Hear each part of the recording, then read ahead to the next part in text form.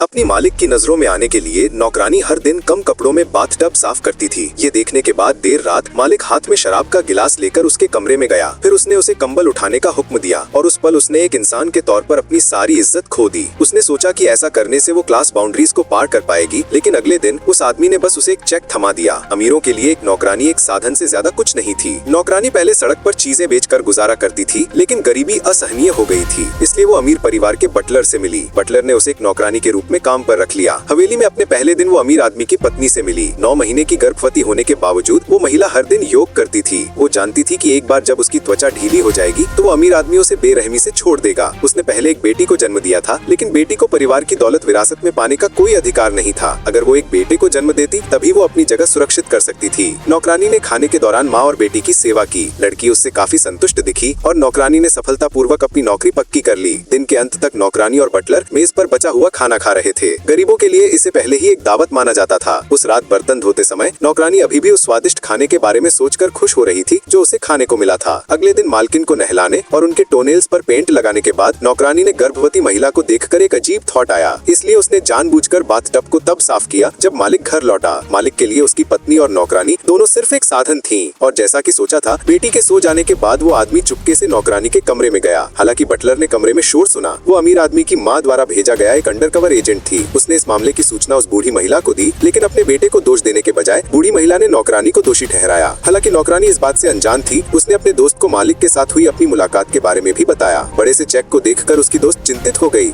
उसने नौकरानी को सलाह दी कि वो पत्नी को पता चलने से पहले जल्द ही नौकरी छोड़ दे, वरना मुसीबत हो जाएगी। लेकिन नौकरानी इतने पैसे कमाने के मौके को छोड़ने वाली नहीं थी। उसने बस इसे नजरअंदाज कर दिया, ये सोचकर कि कुछ नहीं हुआ। उसे क्या पता था कि अगले दिन जब वो झूमर साफ कर रही थी तो उसके खिलाफ एक साजिश चुपचाप शुरू हो चुकी थी।